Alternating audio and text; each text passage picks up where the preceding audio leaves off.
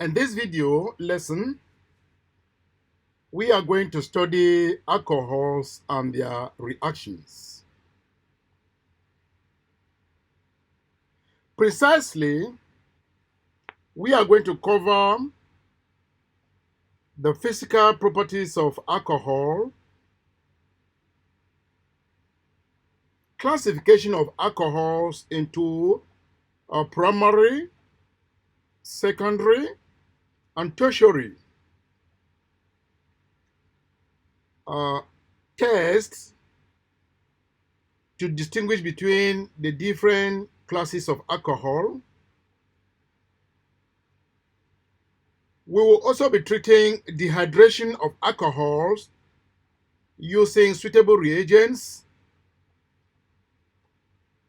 And finally, halogenation of alcohols to halogenoalkanes.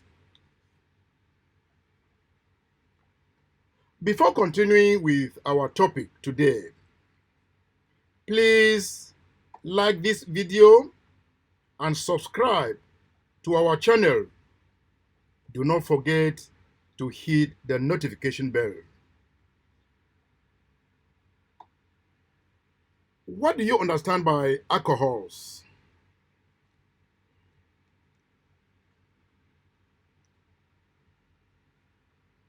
As you know, alcohols, they form a homologous series with a general formula CN H2N plus 1 OH.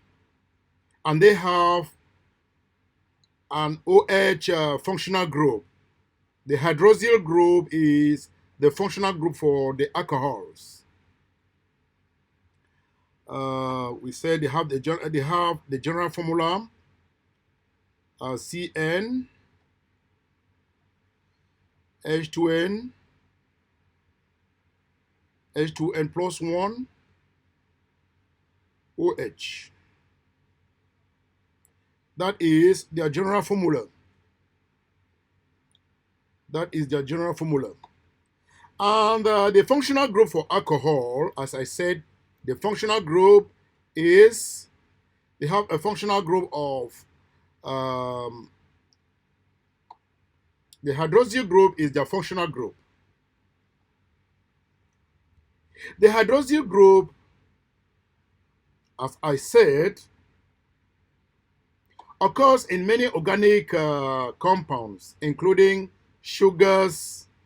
They occur in sugars. You can also find the hydroxyl group in phenols. You can also find them in carboxylic acids.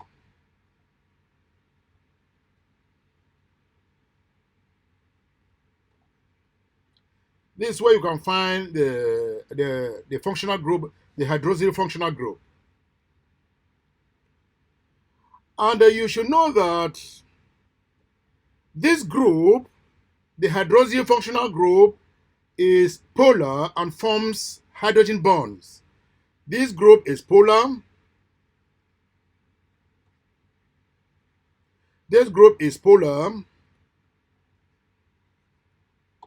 and forms hydrogen bonds.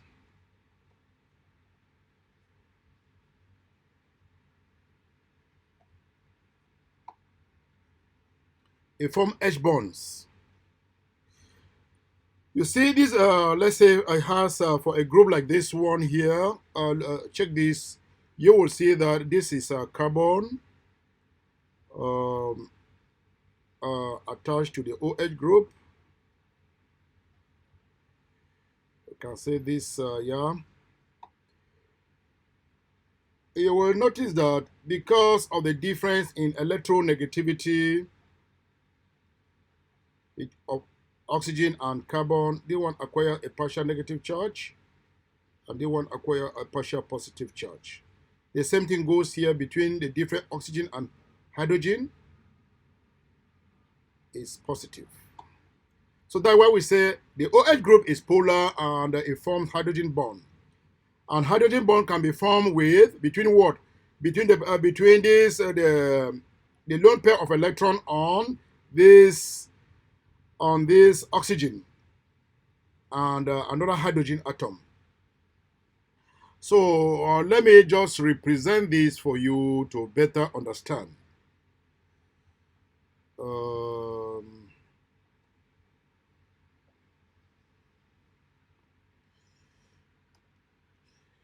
Okay, let me say I have a group like this one here. I have a CH, let me say, a group like this, which is attached to,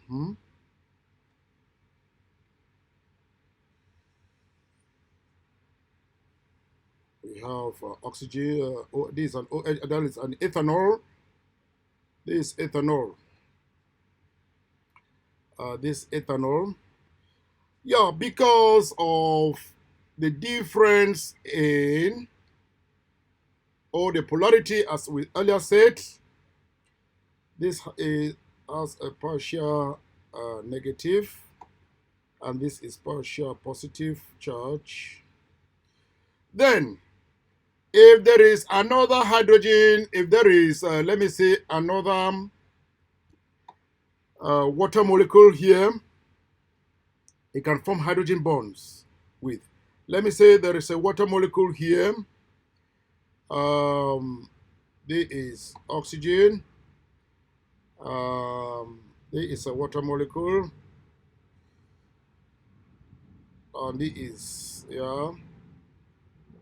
Now, we have a lone pair of electron here on the oxygen, and we also have a lone pair of electron here. What happened is that this is alcohol and this is water molecule. This now can form hydrogen bonds with this.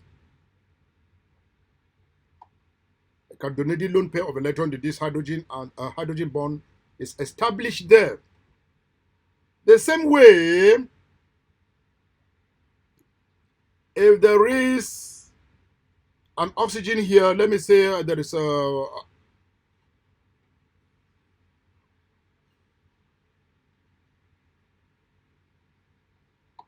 and there is another one here. Because of the lone pair of electron here, a hydrogen bond can be established between this one here and the oxygen here. Then again, another hydrogen bond can be established here too. That is how the thing continues, and that is how it is. So you see the polarity as it is: partial positive, partial negative, partial positive, partial positive, partial negative, and partial positive. Indirectly, I'm saying that this is what I said: hydrogen bonds.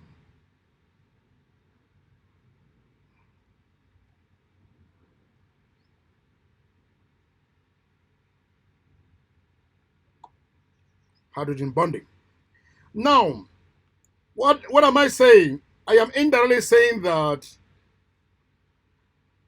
alcohols, lower alcohols having between 1 to 4 carbon atoms, let me say methanol, ethanol, propanol, butanol, all of them are lower alcohols. They are miscible with water. They can dissolve in water because they can form hydrogen bonds with water molecules. This is a water molecule here. These alcohols are miscible in water because they can form hydrogen bond with water molecules. So I said lower alcohols lower alcohols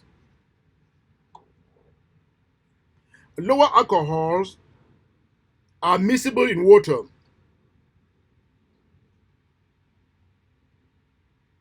They are miscible in water. They are miscible with water. They are miscible with water because they can form H bonds with water molecule.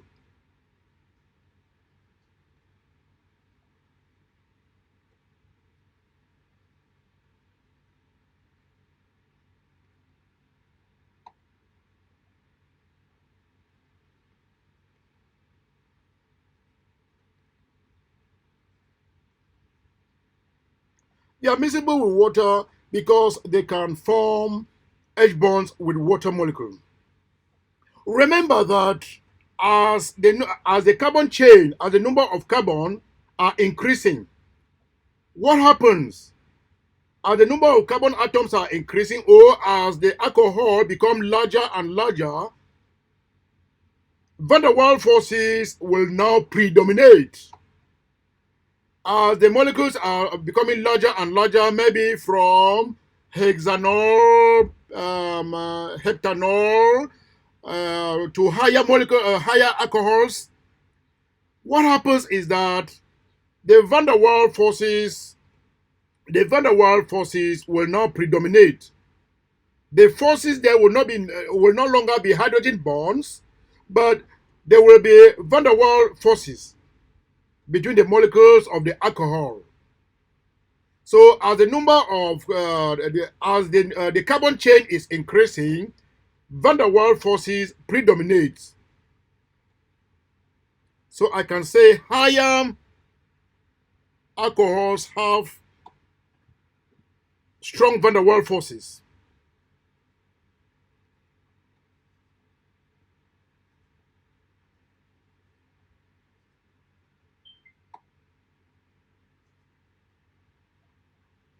They have strong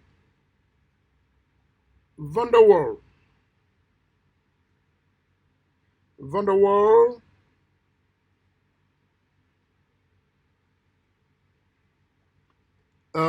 they have strong van der Waals forces. So for that reason, because of the strong van der Waals forces in higher alcohols, what happens? The miscibility with water decreases. In other words, I am saying that as the alcohols increase, or as the carbon chain in alcohol is increasing, what happens? The van der Waals forces are increasing. And when the van der Waals forces are increasing, miscibility with water decreases. Implying that higher alcohols can no longer be miscible in water because of what? Because of the strong van der Waals forces present in them. So that is the thing. And this now drives us to classification of alcohols. Classification of alcohols. It now drives us to classification of alcohols. You know that alcohols can be classified into primary, secondary, or tertiary alcohols, depending on the number of the alkyl groups that are attached to the carbon atom that is bonded to the hydroxyl group. The number of alkyl groups attached to the carbon atom bonded to the hydroxyl group will determine the class of alcohol. In this case, where the carbon atom bonded to the alcohol group is attached to only one alkyl group, we call it a primary alcohol. Where the carbon atom bonded to the hydroxyl group is attached to two alkyl groups, we call it the secondary alcohol. And where the carbon atom bonded to the hydroxyl group is attached to three alkyl groups, we call that one a tertiary alcohol. You will not understand this unless it is demonstrated. And let me use this example for you. Let's start with there is methanol. I start this one as there is carbon.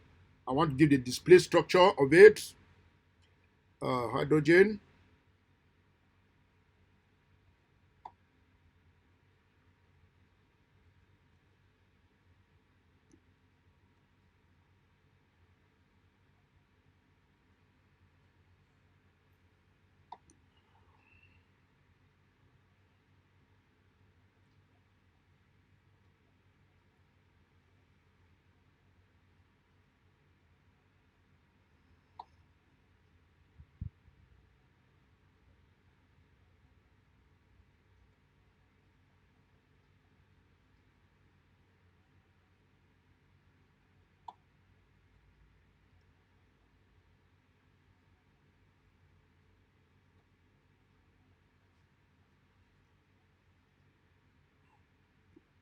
Let me write this so that you will better understand what I'm saying about the different classes of alcohol.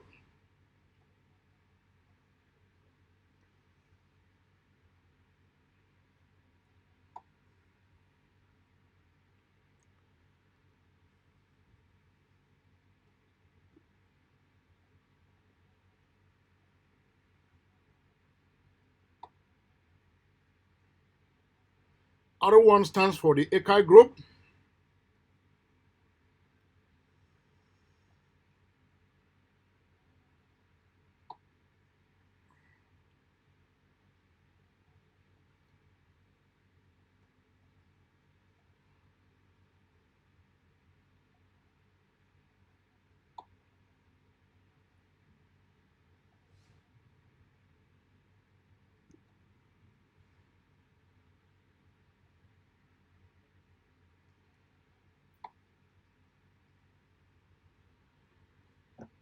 Okay, I have said where I have said that when the carbon atom linked to the OH group, this is the carbon atom.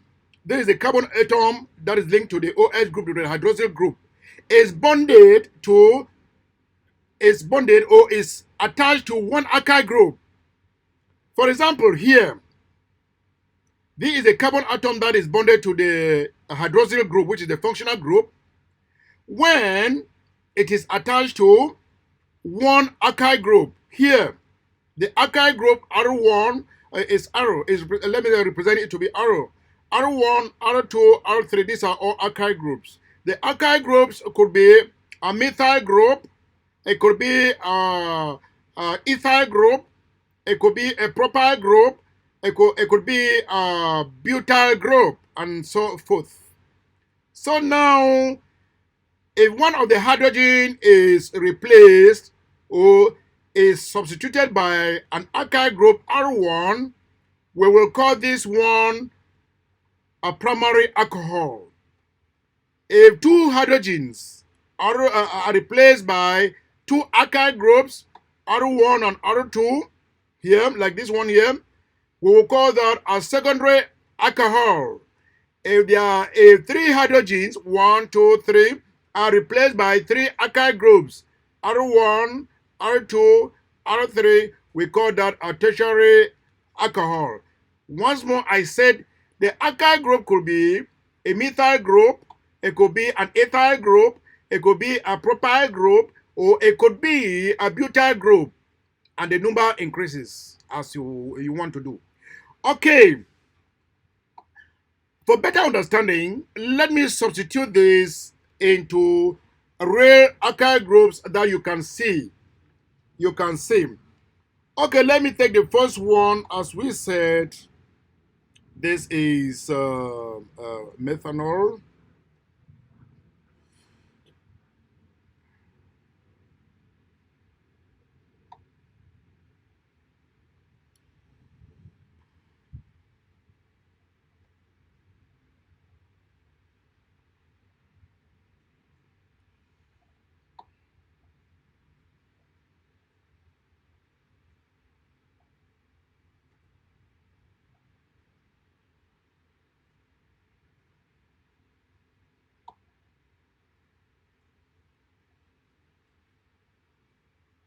I want to substitute them with real alkyl groups so that you can better understand what I am saying.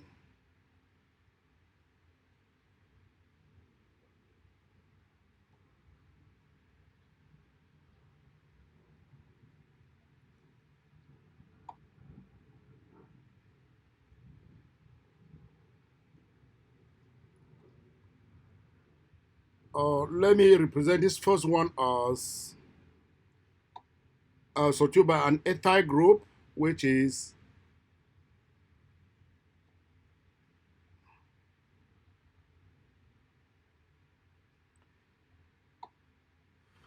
yes. Let me put this one here. Then with the hydrogens.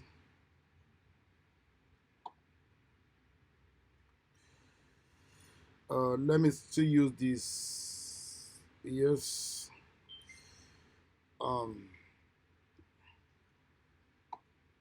This other one here. Let me use a methyl group.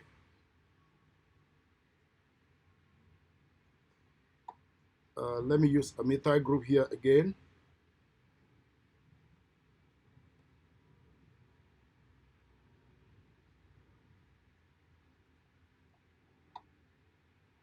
You will see here that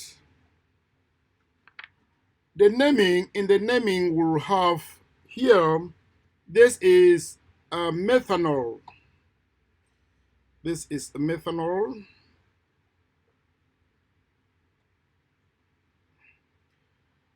This is primary alcohol.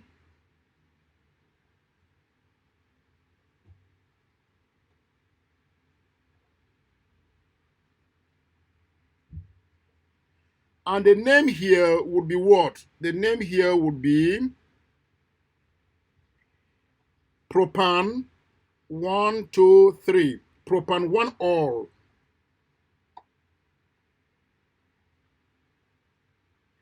Propan 1-ol. The name here will be, this is, okay, the carbon atom, where the carbon atom is carbon atom bonding to the hydroxyl group is attached to what? To alkyl group. We call this a secondary alcohol.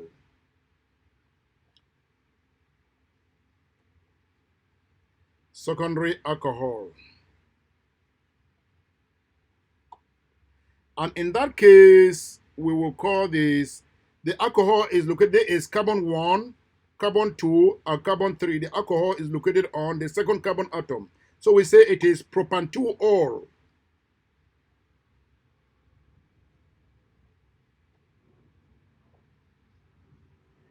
Now, we now go to the last one. The last one, which is, we have 1, 2, 3, where the carbon atom holding the hydroxyl group or the functional group is attached to 1, 2, 3 alkyl groups. We call that a tertiary alcohol.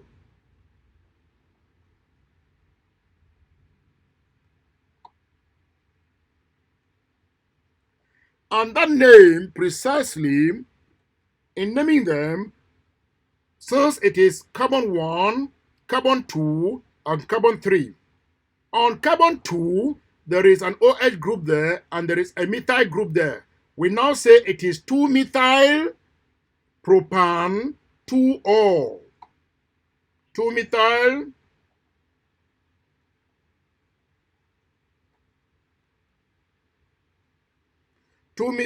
propan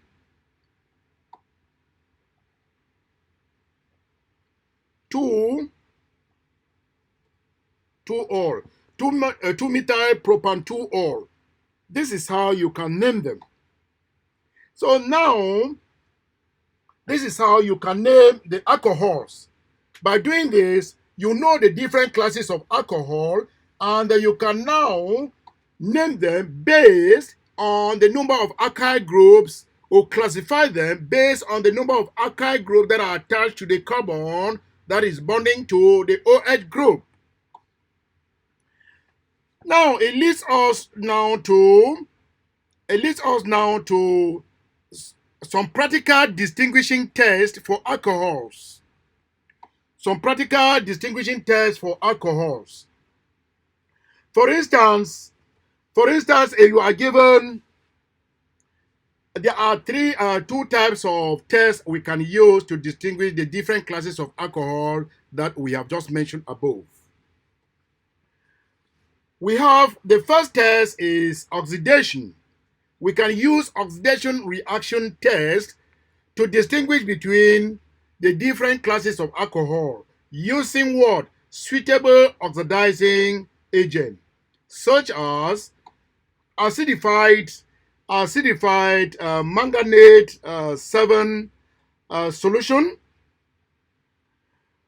or acidified potassium manganate 7 solution, or acidified potassium dichromate 6 solution.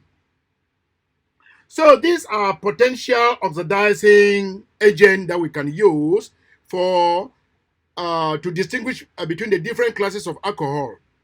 For instance, let me say you are given three different alcohols. We have primary alcohol, test tube,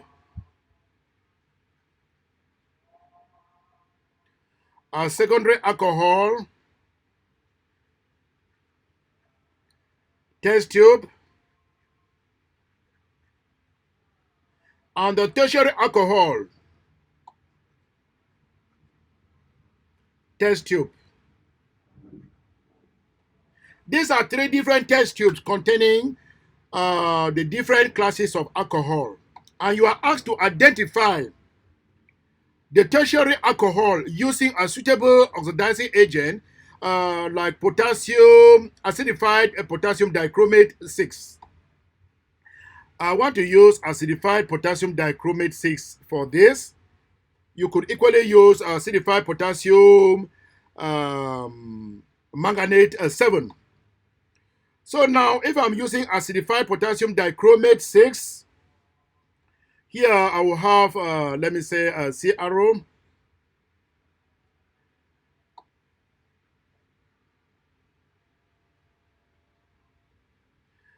Solution. I am using acidified potassium dichromate 7 solution as a suitable oxidizing agent. Or you could use this. Or you could use acidified potassium manganate solution.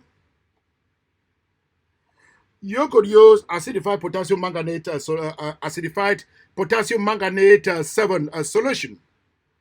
If I use acidified potassium manganate 7 solution, or acidified potassium dichromate 6, acidified potassium dichromate 6, and I am asked to differentiate between the different alcohols. The different alcohols have been placed into three different test tubes. How am I going to differentiate them using this suitable oxidizing agent? The first thing I will do is I will warm each class of alcohol. The primary alcohol, I am going to warm the primary alcohol test tube. I'm going to warm it with this solution of acidified potassium dichromate 6. I will also warm the secondary alcohol test tube with the solution of acidified potassium dichromate 6, as well as the tertiary alcohol. When I warm all these alcohols, my observation will be this.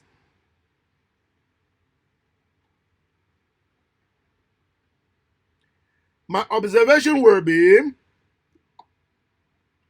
there will be an orange precipitate in primary and secondary. There will be an orange precipitate that is formed. An orange precipitate that is formed in the test tube containing primary and secondary alcohol. An orange precipitate there will turn what? An orange precipitate in test tube in primary and secondary alcohol, the orange precipitate will turn green. The orange precipitate of the primary, and the secondary alcohol will turn to a green color. It will turn to a green color. Orange precipitate of primary and secondary alcohols. Orange precipitate of primary and secondary alcohol will turn green. Will turn green. It will turn green. Why will it turn green? The reason is that the orange dichromate ion, is what? Is reduced to green. Is reduced to green because it is reduced from +6. It reduced from +6 to what? To +3. There's a reduction that is taking place as a result of the oxidation of it. So once more, I am saying that the orange precipitate of the primary and secondary alcohols will turn green as a result of their oxidation. So the dichromate will reduce from +6 to +3. Meanwhile, in the tertiary alcohol test tube, no oxidation will take place. There will be no oxidation taking place there because there's no hydrogen on the carbon atom. For instance, here, look at the primary alcohol here. As you see the primary alcohol here, the primary alcohol here will be oxidized. The secondary alcohol here will be oxidized because they all have hydrogen attached to them. But the tertiary alcohol will not be oxidized because there's no hydrogen on the tertiary alcohol. So no oxidation will take place. And the color will only remain. The orange precipitate will remain there. So that's why we are saying that the test tubes for primary alcohol and secondary alcohol, the orange precipitate of the test tube of the primary and secondary alcohol will do what? Will turn to green as a result of their oxidation. The dichromate will be reduced from +6 to +3. And this can be observed in these test tubes here. The test tube is propan 1-ol, which we just discussed. The other one is propan 2-ol, and there is 2-methyl propan 2-ol. You will see that this is the propan 1-ol is the primary alcohol. This is the primary alcohol.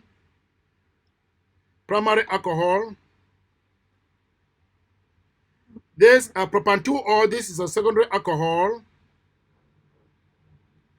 And this 2-methyl propan 2-ol, this is a tertiary alcohol. We said all of them, that all the test tubes will be what? Will be orange precipitate. All the test tubes initially are orange precipitate. They have orange color. But on reacting them or warming them with acidified potassium dichromate, what happens? All of them, primary and secondary, will turn what? Will turn to green. Primary and secondary alcohol will turn to green. Meanwhile, the tertiary alcohol the orange precipitate in the tertiary alcohol will remain because there's no reaction that has taken place. The turning, the change in color, or the change in the color of the precipitate of the primary and secondary alcohol from orange to green indicates that oxidation has taken place here in the primary and secondary alcohol. And as a result of it, we can now conclude that this is due to what? The reduction of the dichromate, the reduction of the dichromate from the orange dichromate to what? To 3 plus. The orange dichromate have been reduced to what? To plus 3, which is the green color of it. Meanwhile, the tertiary alcohol remains. So these are the different alcohol: propan 1 all, propan 2 all, propan 3 all. Now the test tube, we are treating them with orange. We are treating them with acidified potassium dichromate. The first two, the color will change from orange precipitate to green, but tertiary alcohol will remain orange because there's no oxidation taking place there. Now, that drives us to another test for distinguishing alcohols. The third test is the triiodomethane test. Triiodomethane test, or what we can call the iodoform test. The iodoform test, this is a test to identify the presence of the CHO group in alcohol, to indicate what? I mean, to identify the presence of the secondary alcohol in alcohols. This is to what? To identify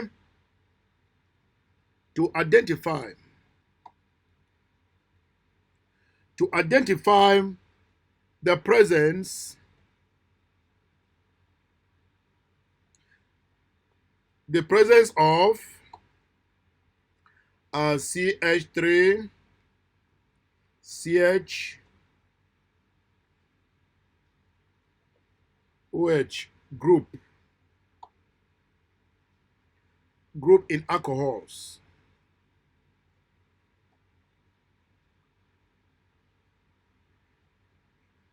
In an alcohol.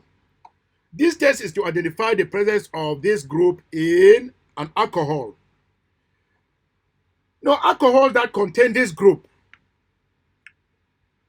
you should remember that alcohol that contain this group, that is the CH3, CH,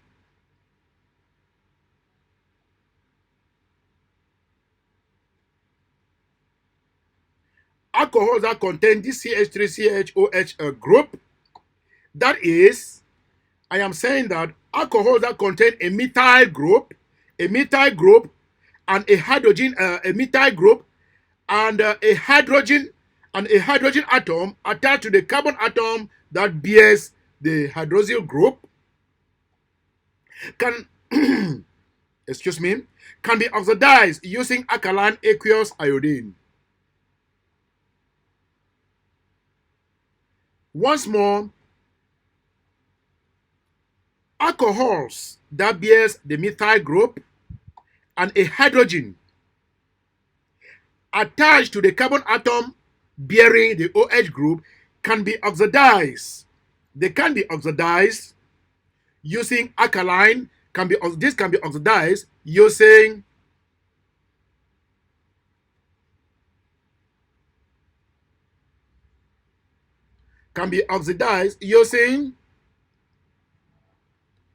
alkaline aqueous iodine.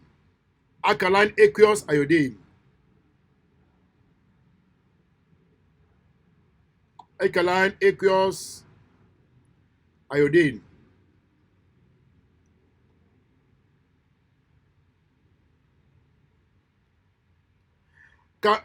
They can be oxidized using alkaline aqueous iodine to what? To their corresponding carbonyl compounds.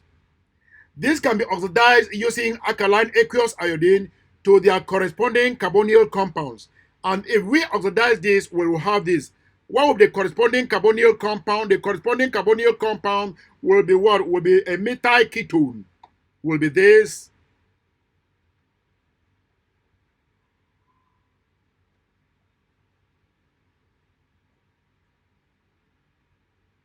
So alcohols containing this group can be oxidized using alkaline aqueous iodine to their corresponding what? To their corresponding carbonyl compound, this one, the methyl ketone, which will not undergo, it will not undergo triiodomethane reaction, which will undergo triiodomethane. The triiodomethane. We will undergo the triiodomethane reaction.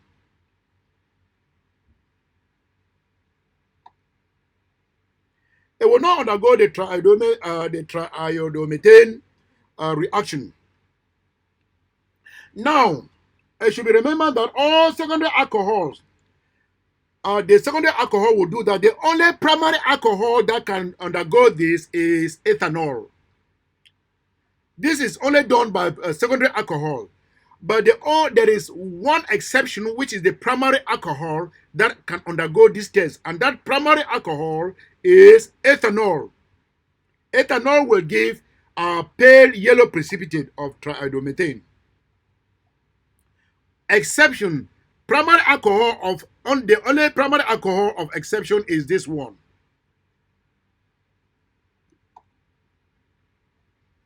Only ethanol can do that. Only ethanol, which is a primary alcohol, can undergo this.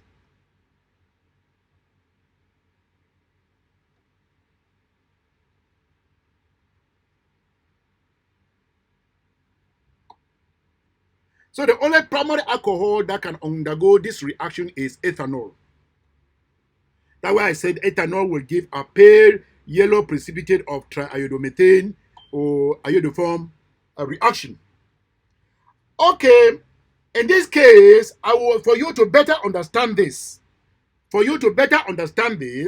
I would like us to do some reactions here. There are some stages we will undergo for this reaction. I said once more, the triiodomethane or the iodoform test is a test that is used to identify the presence of the CH3CH OH group in an alcohol. And this group can be oxidized using can be oxidized using alkaline aqueous iodine. You will oxidize this group using alkaline aqueous iodine to their corresponding carbonyl compound. This carbonyl compound will now undergo what we call the triiodomethane reaction. So I want to use an example of ethanol. We want to use an example. Beside ethanol, we want to use it.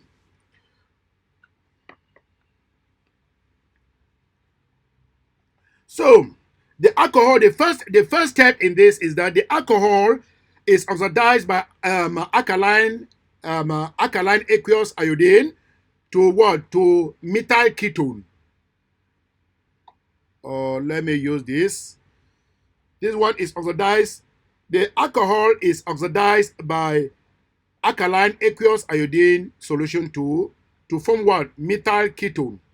I want to use this example above, and we do it. Here we have CH3, step 1.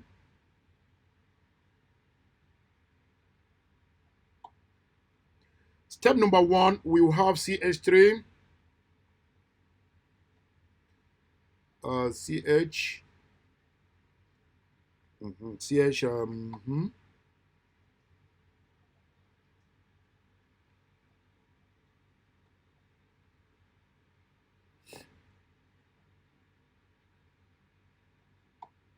it will undergo oxidation to form what? We will have, yeah,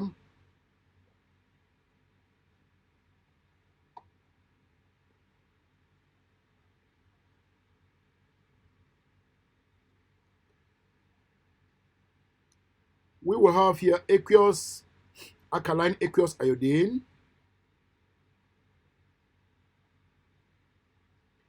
Okay.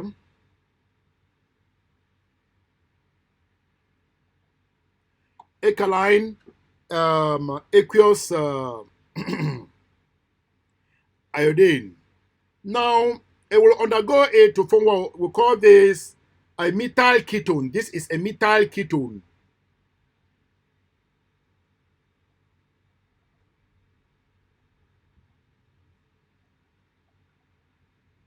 This is a methyl ketone. Now, step number two will be what? Step two.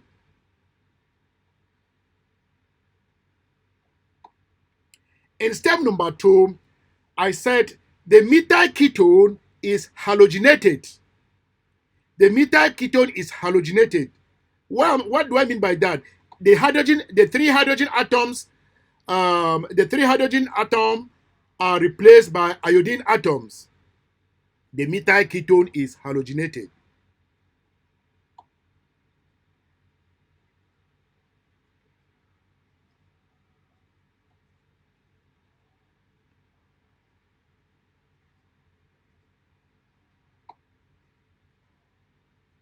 The methyl ketone is halogenated. This is how the equation is going to be. We will have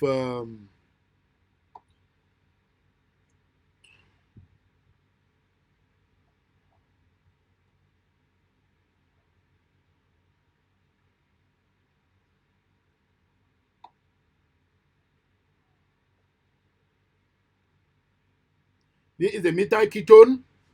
This is the methyl ketone will undergo halogenation. It will undergo halogenation to produce an intermediate.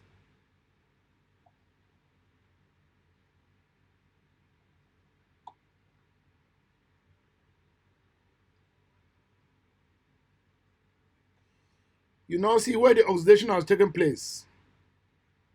I mean the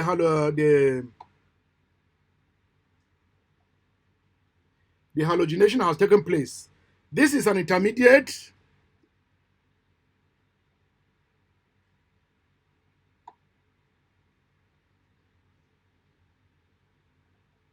This is an intermediate. It's an intermediate. Here, there's halogenation.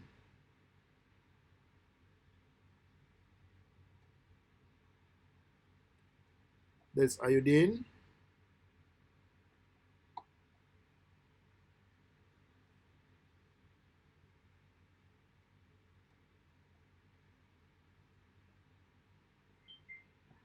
Yeah, alkaline aqueous iodine is still there.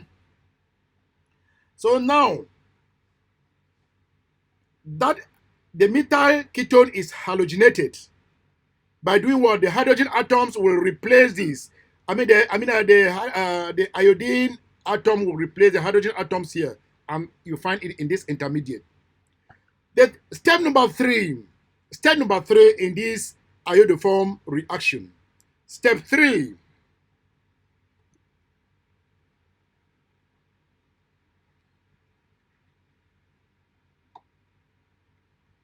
Step number three.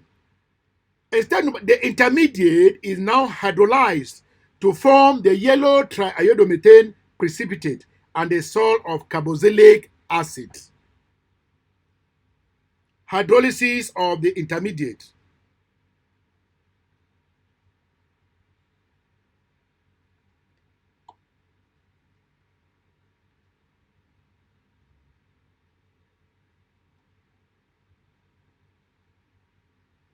I said in this step, the intermediate is hydrolyzed to form the yellow triiodomethane precipitate and salt of carboxylic acid. This is the reaction.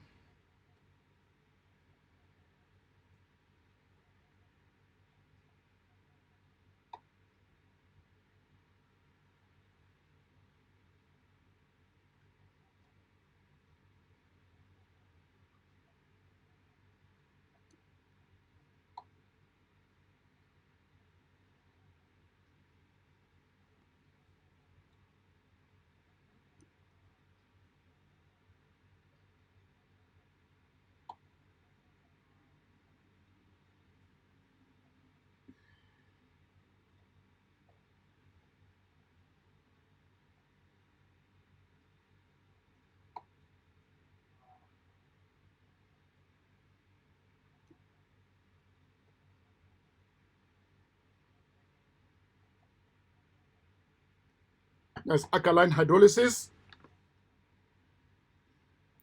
And when there's hydrolysis, what happens?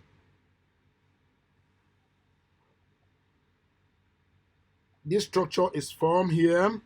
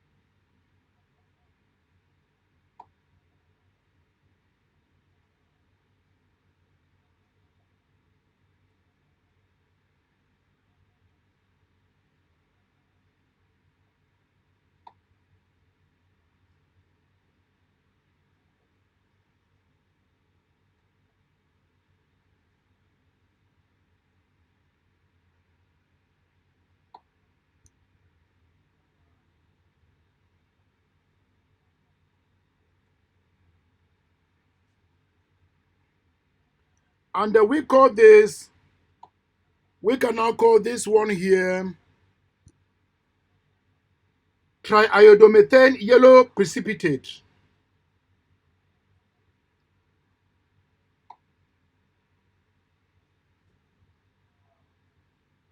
Triiodomethane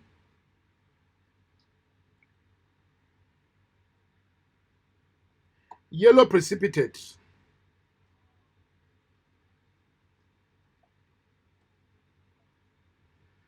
This is the triiodomethane yellow precipitate that is being formed here.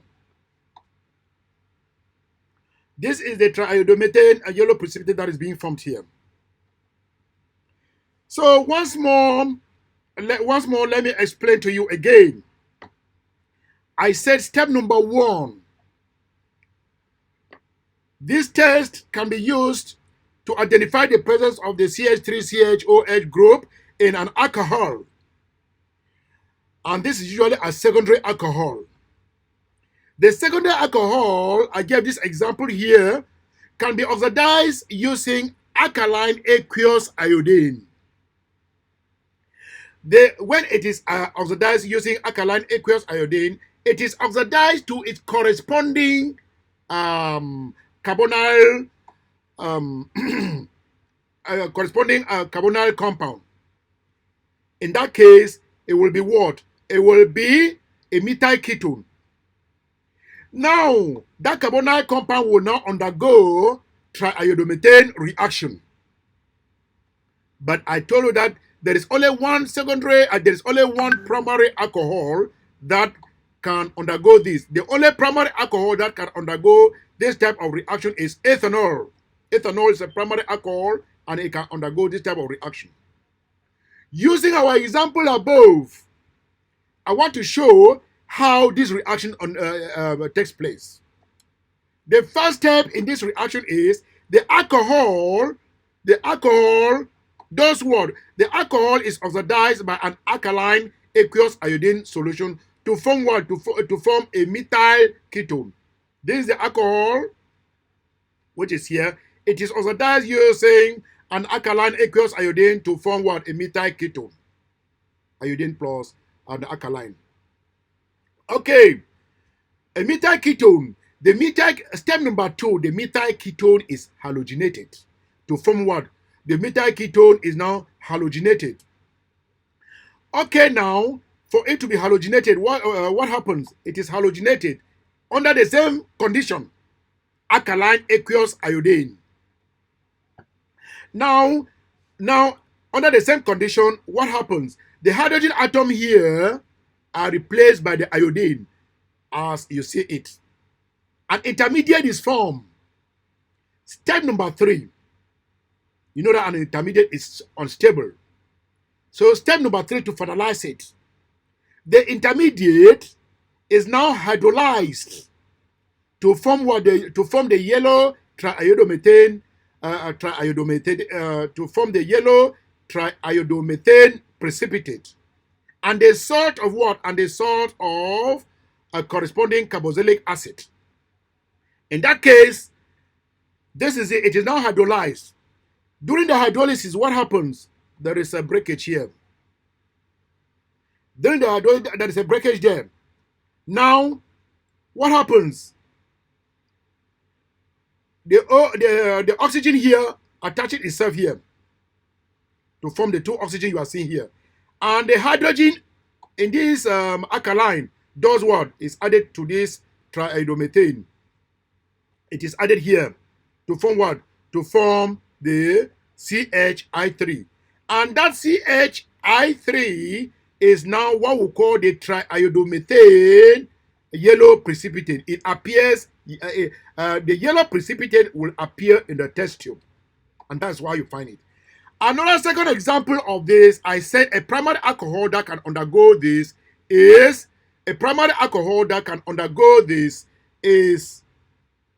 is ethanol, which is the only exception. This is ethanol. I want to use ethanol here as an exception. This is ethanol.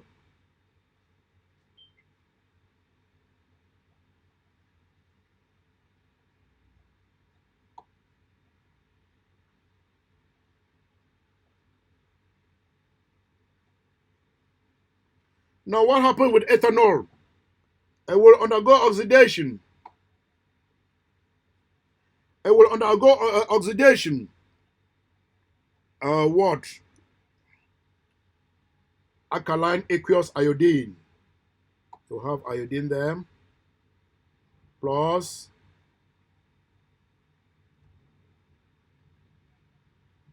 now what now happens? This is the product that is formed from there. We will have CH3.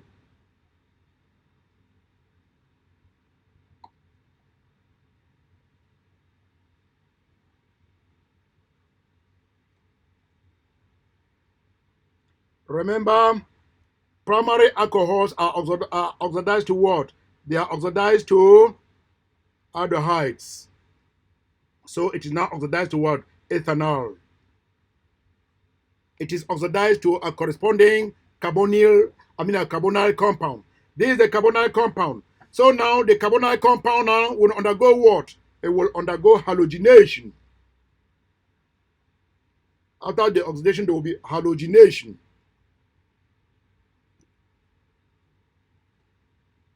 Halogenation with halogenation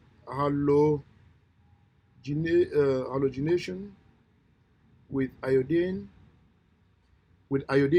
atoms. Okay, halogenation with iodine.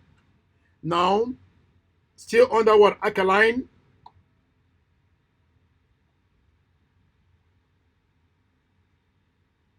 Yeah. So now, during this period, as it is undergoing halogenation, what is happening? There is a breakage here. There is a breakage here. A breakage is taking place there. And the result of our product will be what? We will have a C, H,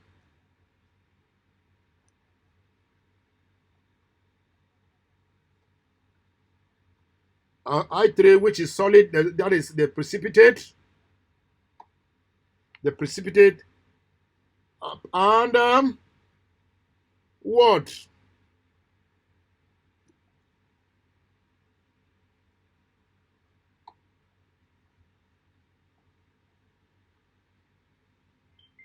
That will be formed. So you can now see that iodine, ethanol is a good example that we can use, and this will be the formation. This is a yellow precipitate. This is a yellow precipitate.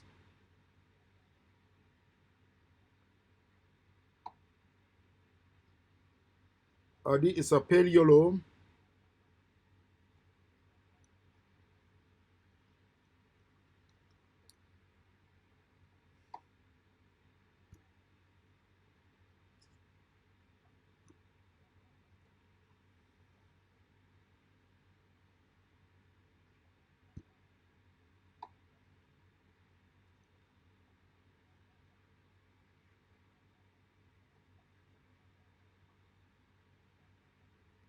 pale yellow precipitate.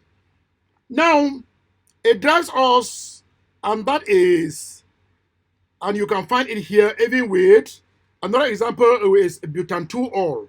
Butan 2-ol will undergo the oxidation to what? To butan. This is butanone, or what we call butan 2-one. Butan 2-one. Then it will undergo what? It will undergo halogenation to form this. And now after that, hydrolysis to form the triiodomethane precipitate. These are the precipitates that are formed here. It takes us now to dehydration of alcohols. Alcohols can be dehydrated under some conditions. The condition of dehydration of alcohol, we have excess concentrated sulfuric acid that we can do it.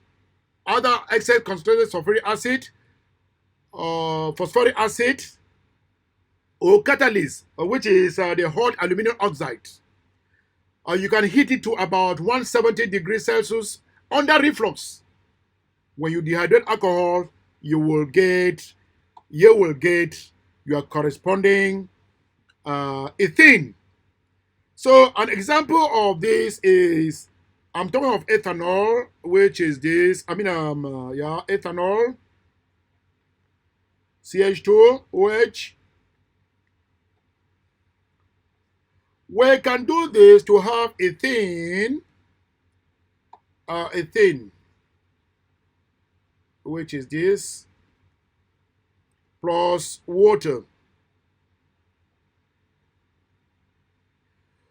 You do that, you can get ethane. And the condition for this, as I said, will be excess concentrated sulfuric acid. Excess concentrated sulfuric acid, heating it at about 170 degrees Celsius or above. You have the thing. Examples, these are good examples of it. You can see butan 2-ol was dehydrated using this condition, and there are two isomers that we got there. We had but1-ene and but2-ene. These are two isomers produced by dehydrating butan 2-ol. Another example of this dehydration is propan-1-ol. Propan-1-ol, if heating it with concentrated sulfuric acid at the temperature of 170 degrees Celsius, will give rise to what? Propene. A molecule of water is removed. So these are examples of dehydration of alcohol. It now takes us to halogenation. It now takes us to halogenation of alcohols. Alcohols can be halogenated to form what we call halogenoalkanes. This is what we call nucleophilic substitution to give what? To give nucleophilic substitution to give what? To give halogenoalkane. The nucleophile is the halogen that now substitute the OH group to give a halogenoalkane. There are three sources of the halogen. It could be from the halogen. There are three sources of halogen. It could be from a hydrogen halide. If we are using hydrogen halide, for example, let me say the source of halogen, let me say CH3, CH, OH plus 2 hydrogen bromide. The hydrogen halide, for example, hydrogen bromide, we will have the halogenoalkane that we will have will be bromoethane,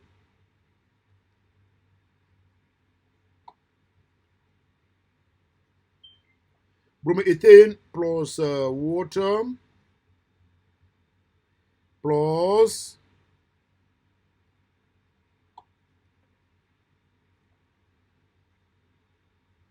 HBr that we have.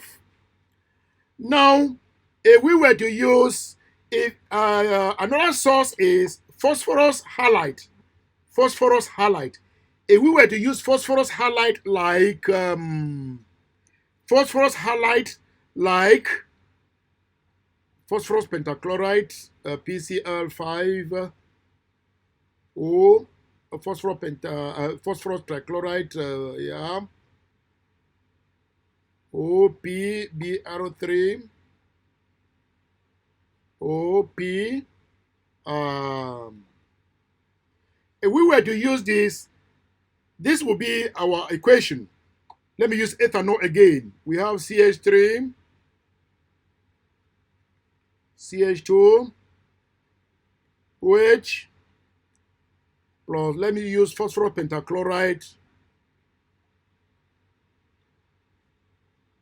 To have our halogenoalkane, we will have CH3, CH2, Cl, plus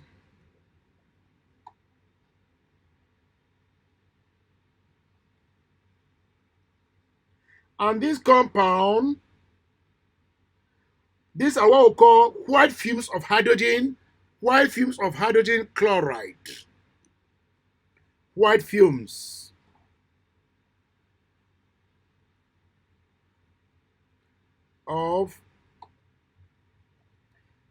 of hydrogen chloride. Another source is thionyl chloride. Another source is thionyl chloride, which is thionyl chloride. Another source is thionyl chloride, which is SOCl2. I use this to be the same CH3, CH2, plus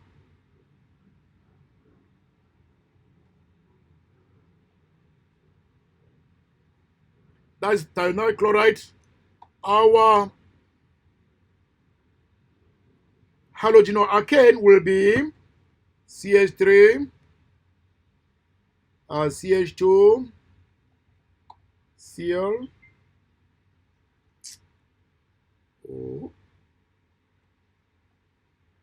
Cl plus sulfur dioxide gas plus HCl plus HCl gas plus HCl. So halogenoalkanes take place. The sources of halogenoalkanes are from hydrogen halide, from phosphorus halide, or from thionyl chloride. If I were using ethanol plus hydrogen halide, for example, hydrogen bromide will give us this. Another one, if I was to use phosphorus halide, and I'm using ethanol, this is our halogenoalkane will be chloroethane, and the white fumes of hydrogen chloride. If I was to use this last one, we call it the thionyl chloride. We will still have chloroethane, sulfur dioxide, and hydrogen chloride. So we have three sources: hydrogen halide, phosphorus halide, and phosphorus halide, and what? And thionyl chloride. These are the sources of our halogen. So this is how you can halogenate alcohols to halogenoalkanes.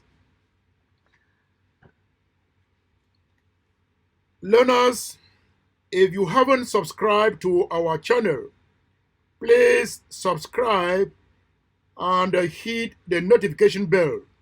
Thank you for watching.